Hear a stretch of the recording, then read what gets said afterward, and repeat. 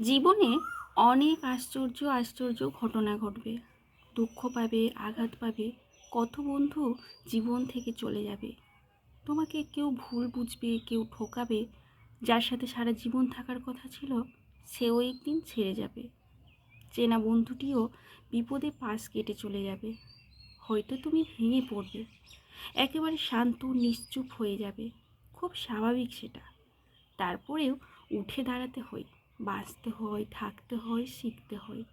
দেখবে, প্রচণ্ড বেগে ঝড় ওঠার আগে প্রকৃতিও একসময় নিশ্চুপ হয়ে থাকে, একদম শান্ত। তারপরেই সে তার শক্তি দেখায়। তাই মনের শক্তি হারিও না। এ পর্যন্ত মানুষ যত অসম্ভব কাজকে সম্ভব করেছে, সবটাই তার মনের জোরে। শান্ত হয়ে যাওয়া মানে থেমে যাওয়া নয়, নতুন উদ্যমে জীবনকে এগিয়ে নিয়ে যাওয়া। তুমিও পারবে, যদি মনের শক্তি না হারাও।